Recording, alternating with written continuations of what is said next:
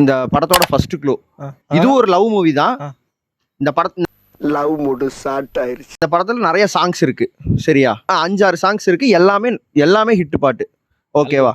Album hit. ஓகேவா? மூவியும் hit தான். Movie ஹிட்டான மூவி. இது செகண்ட் க்ளூ. இந்த டைரக்டர் வந்து மொத்தமாவே 7 படம் தான் எடுத்திருக்கான். அதுல வந்து 4 படம் பிளாக் பஸ்டர்.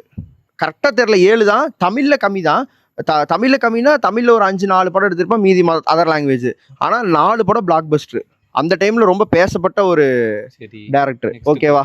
தேர்ட் க்ளூ வந்து அந்த படத்துல நடிச்சதுக்கு அப்புறம் அந்த ஹீரோயினுக்கு பயங்கரமான பிரேக் த்ரூ இருந்துச்சு.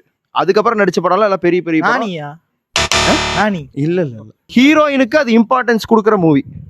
ஹீரோயினுக்கு ஹீரோயின் தான் வந்து மெயின். இது இல்ல, பட் ஹீரோயின் மட்டும் தான் அந்த படத்துல வந்துட்டு இருப்பாங்க. ஓகேவா?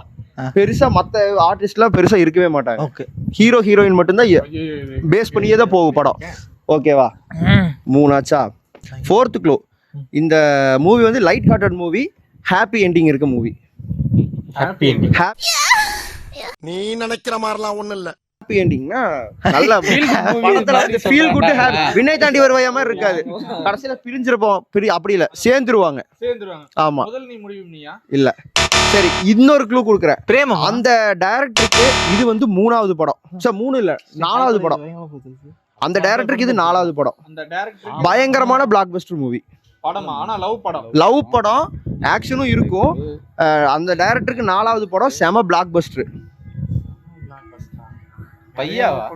கரெக்ட், பையா.